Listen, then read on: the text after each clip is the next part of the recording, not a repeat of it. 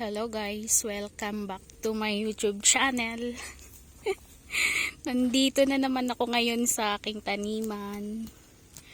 Gumagawa kami ng plot para sa mga ito-transplant naming sili at talong.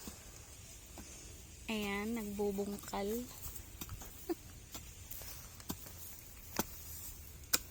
Yan yung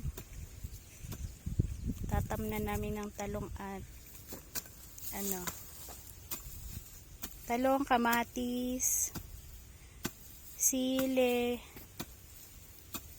yan, kung ano-ano na lang.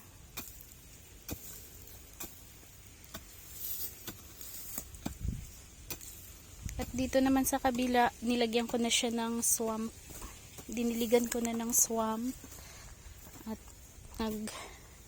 At ako dito, sinusukat ko yung bawat pagitan ng pagtatamnan. Ayan yung diyan ko ilalagay yung mga tatamnan. Hindi kami gumagamit ng commercial na fertilizer. Ang ginagamit namin ay mga organic materials o organic matter, yun ba yun tawag dun? Yan, ito mula dito hanggang dito at hanggang dulo. Ayan, yan oh, yan.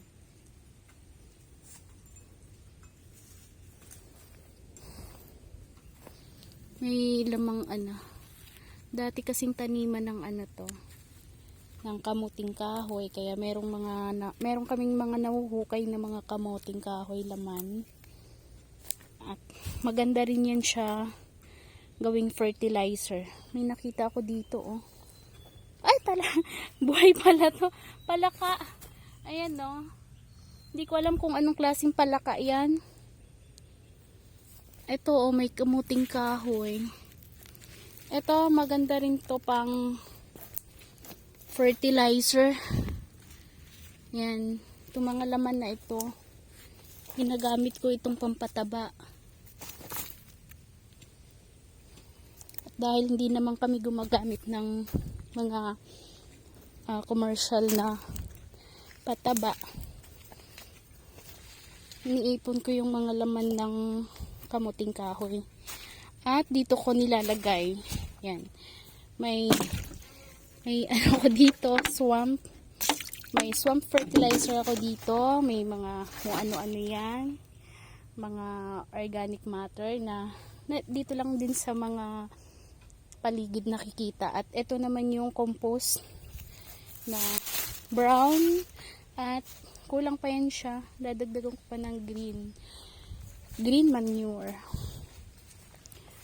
At ito yung mga punla ko, sili, hindi, pechay pala yan, to pechay, yan, at mga okra. Pag medyo lumaki-laki na yan sila, lilipat ko na yan dun sa panibagong taniman. At dito naman yung aking talong. Itong talong na to dati ay pineste. Baga, pinutakti siya ng peste. Ngayon, at dahil may inispray ako sa kanila na pang organic din, ayan, unti-unti bumabalik yung mga dating nila. Ito, panibagong dahon, wala nang butas, iilan na lang. Ito yung mga ito yung mga sumisira sa dahon. Mamaya mag-spray uli ako. Ayan oh, ito. Ayan yung mga problema sa mga talong. Yan sila ang problema sa mga talong. Binubutas nila yung mga dahon. Ito oh, kasi weekly lang kami nandito. Kaya, ito akala ko nga itong mga talong na to, mamamatay na to eh. kasi naninilaw. At eto na nga, oh, may bulaklak na siya. Ayan, talong at sili. Pero may nabasa ako na hindi pala pwedeng pagtabihin ang magkakapamilyang gulay. Kagaya niyan, talong, kung talong lang, walang sili. Tapos katabi pa niya yung mga sili at tiyal na sili. Tsaka meron din doon siling labuyo. Pala, ang ano ng DA nga pala, hindi siya pwedeng pagtabihin. Kasi nga, kapag naputakti ang talong, madadamay ang kamatis. Madadamay lahat ng magkakapamilyang gulay. Kaya dito sa panibago, iibahin ko na lang. May nilagay ako ditong kamuting kahoy. Ayan, tumubo siya. Ang kamuting kahoy, survival talaga to pagdating ng tag-init. Ayan. Dinidiligan namin sa hapon bago umuwi. Ayan, nabuhay na siya, oh. At meron akong tanglad dito. Ito, niipon ko talaga to para pang potassium to eh. Para sa mga halaman. Ayan, meron ako dito. Ay, sorry. Ito pala, oh, meron dito. Inapak-apakan.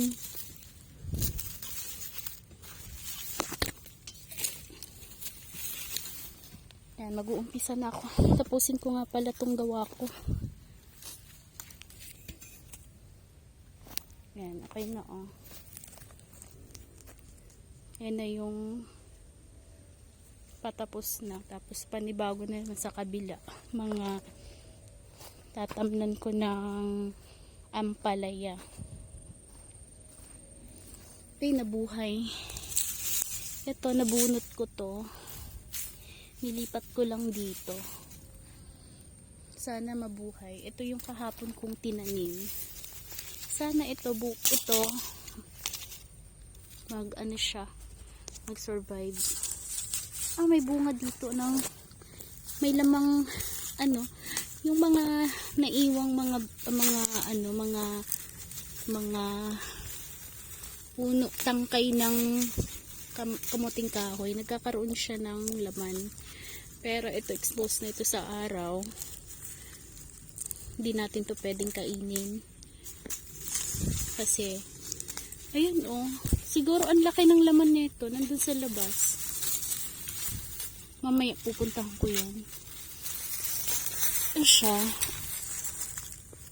Nasa ilalim ang laman niya, nasa pinakailalim. Ito, iipunin ko to para magkaroon ako ng pataba. Ito yung sili ko. Nakailang harvest na kami dyan ng sili. Samantalang nakaraang buwan, napakamahal ng sili. Tatapusin ko na yung ginagawa ko.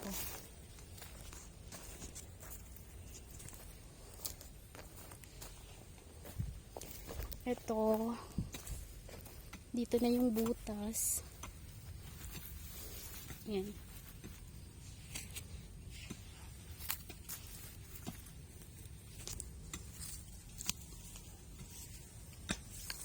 Yan. Ha? May palaka. Ala, kawawa naman ang palaka. Naputol? Anong palaka kaya yan? Palakang bukid ba yan? Pasok mo sa akin. May palaka. Dugi. Dugi. Kawawa naman. Meron din doon, no? Isa. Baka yan yung tinatawag na palakang bukid.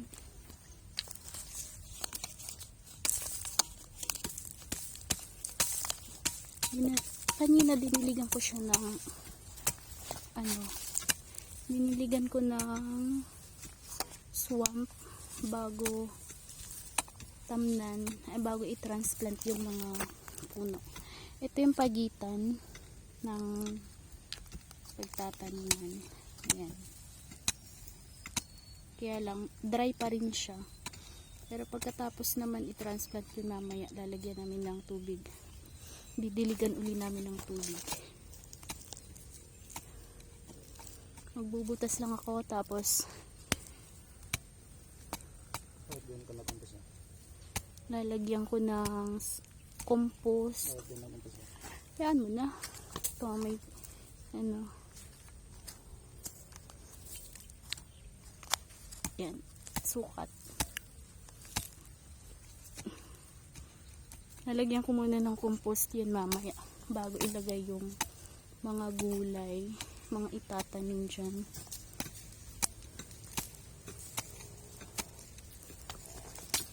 Okay.